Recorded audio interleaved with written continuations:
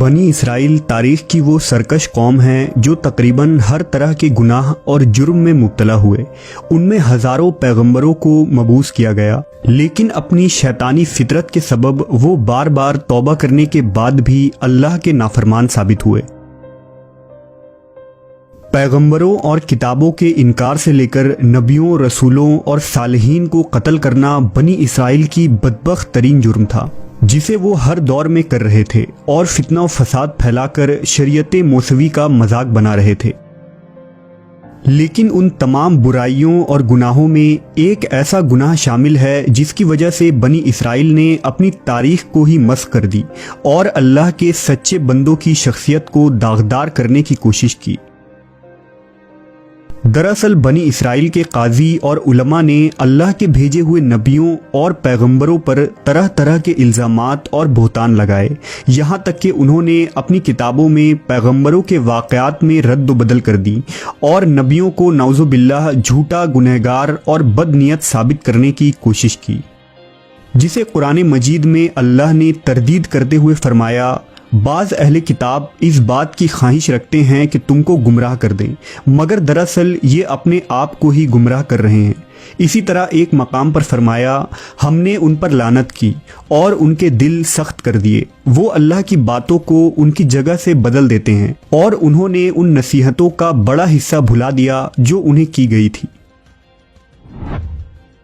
لہٰذا بنی اسرائیل نے توریت، زبور اور انجیل میں موجود اپنے نبیوں کی شخصیت کو بگاڑنے کے لیے ان کی طرف جھوٹے واقعات گھڑنا شروع کی اور ان پر طرح طرح کے بہتان لگائے۔ انہی الزامات و بہتان میں ایک بہتان حضرت داؤد علیہ السلام پر لگایا گیا، جو اللہ کے ایک جلیل القدر پیغمبر اور بادشاہ تھے۔ توریت کے الفاظ میں یہ واقعہ کچھ یوں ہے: ایک رات داؤد اپنے محل کے برآمدے میں ٹہل رہا تھا تو اس نے چھت پر سے دیکھا کہ ایک عورت نہا رہی ہے جو بہت خوبصورت تھی۔ داؤد نے ایک شخص کو اس عورت کے بارے میں معلوم کرنے کو کہا۔ اس آدمی نے بتایا کہ وہ بتسبا ہے جو ایلام کی بیٹی اور سپاہی ہتی اوریا کی بیوی ہے۔ تب داؤد نے اپنے آدمی بھیج کر اسے اپنے پاس بلایا اور وہ اس کے پاس آیا اور اس کے ساتھ ہم بستر ہوا۔ وہ واپس گھر چلی گئی۔ وہ عورت حاملہ ہو گئی اور اس نے داؤد کو خبر بھیجا کہ میں حاملہ ہوں۔ بتسبا کا شوہر اوریا داؤد کے فوج میں سپہ سالار تھا، لہذا داؤد نے اوریا کو اپنے دربار میں بلایا، کچھ دن اسے محل میں مہمان بنایا اور پھر اوریا کو اپنے وزیر خاص یوآب کے ساتھ جنگ پر بھیج دیا۔ جب یوآب اوریا کے ساتھ جنگی محاذ پر پہنچا تو داؤد نے یوآب کو ایک خط لکھا کہ اوریا کو جنگ میں ایسی جگہ پر رکھنا جہاں موت کا زیادہ سے زیادہ خطرہ ہو۔ چنانچہ یوآب نے اوریا کو فصیل شہر کے بیچوں بیچ تعینات کر دیا جہاں حملے کا سب سے زیادہ خطرہ تھا، جبکہ اوریا کو اس سے قبل جنگ کا کچھ خاص تجربہ نہ تھا۔ صبح ہوتے ہی دشمن کی فوج شہر سے باہر آ گئی اور جنگ کی شروعات ہوئی۔ اوریا ناتجربہ کار ہونے کے باوجود انتہائی بہادری سے دشمنوں کا مقابلہ کیا، لیکن وہ اور اس کے ساتھی دشمنوں کے سامنے زیادہ دیر کھڑے نہ ہو پائے اور دشمنوں نے تیر کی بارش کر دی جس سے اوریا شہید ہو گیا۔ جب اوریا کے مرنے کی خبر یروشلم پہنچی تو بتسبا ماتم کرنے لگی اور سوگ میں بیٹھ گئی، اور جیسے ہی سوگ کے دن پورے ہوئے تو داؤد نے بتسبا کو اپنے گھر بلایا اور اس سے شادی کر لی۔ کچھ عرصے بعد اس نے ایک لڑکے کو بھی جنم دیا، لیکن داؤد کا یہ کام خداوند خدا کی نظر میں برا تھا۔ باب شموئیل کے مطابق داؤد کے اس گناہ پر خداوند خدا نے اسے سزا دینے کا فیصلہ کیا۔ ان دنوں ناتن نبی جو یروشلم میں تھے وہ خداوند کے پیغام کو لے کر داؤد کے پاس آئے اور داؤد سے کہا کہ خداوند کہتا ہے کہ میں نے تجھے مقام و منصب عطا کی، تجھے یروشلم کا بادشاہ بنایا، تب بھی تو نے یہ گناہ کیا۔ میں تو تجھے اور بہت کچھ دینے والا تھا، لیکن تو نے خداوند کی نافرمانی کر کے یہ برا کام کیا۔ تو نے ایک شخص کو مروایا، اس لیے میں عذاب تیرے گھر میں ڈالوں گا۔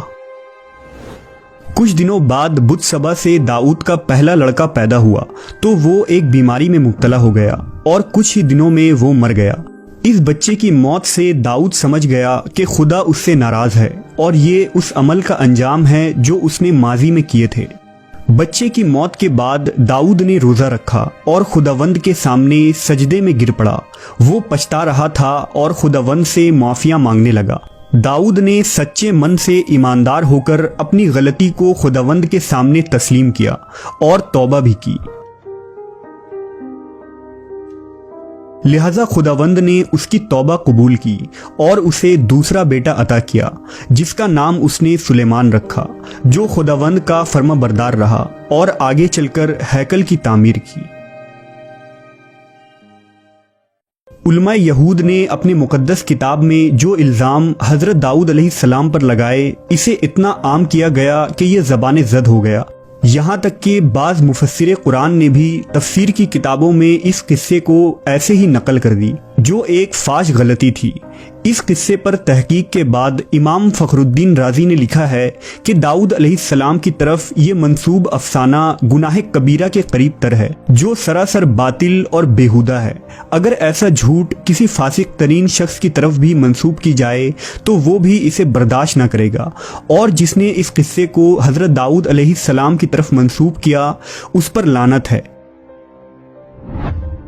دراصل اس قصے کے پیچھے چھپے اصل حقائق یہ ہیں کہ جب حضرت داؤد علیہ السلام کے بعد آپ کے بیٹے حضرت سلیمان تخت نشین ہوئے تو اس وقت بنی اسرائیل میں ایک جماعت حضرت سلیمان کے بادشاہ بننے پر ناخوش تھے اور وہ سلیمان علیہ السلام کے مخالف ہو گئے۔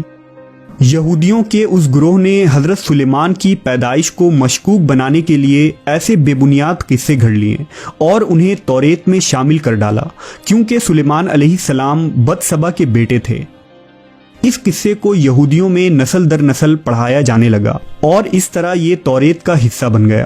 اس واقعے سے پتہ چلتا ہے کہ بنی اسرائیل اپنے انبیاء اکرام پر فحش الزام لگانے میں کس قدر بے باک تھے۔ ایسی چیزیں جو ایک عام شریف آدمی کی طرف بھی منسوب کرتے ہوئے انسان ہچکچاتا ہے، بنی اسرائیل بے دریغ اپنے نبیوں اور صالحین کی طرف منسوب کر دیا کرتے تھے۔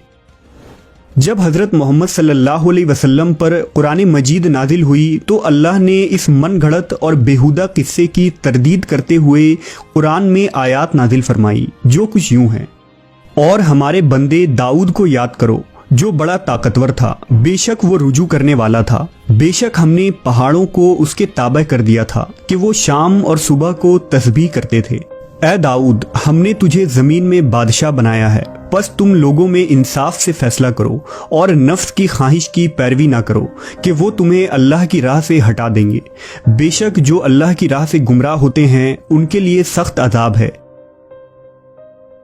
قرآن مجید کی ان آیات کی تفاسیر کے مطابق داؤد علیہ السلام اللہ کے ایک سچے پیغمبر تھے جن پر زبور نازل کی گئی تھی، اور پہاڑ و چرند و پرند داؤد علیہ السلام کے ساتھ تسبیح کیا کرتے تھے۔ اللہ نے اپنی کسی مخلوق کو حضرت داؤد کی طرح آواز نہیں دی۔ آپ بنی اسرائیل کے درمیان حاکم تھے۔ آپ ایک دن کھانا کھاتے اور ایک دن روزہ رکھتے تھے اور بہت ہی زاہد اور عبادت گزار بندے تھے۔ بلا شبہ اہل کتاب نے توریت و انجیل میں ایسی تحریف کی جو خود ان کے پڑھنے والے آج تسلیم نہیں کرتے ہیں۔ وہیں قرآن کریم رہتی دنیا تک کے لیے کتاب ہدایت ہے جو ہر قسم کی رد و بدل اور تحریف سے پاک ہے اور قیامت تک کے لیے انسانوں کے لیے ہدایت و نور کا سرچشمہ ہے۔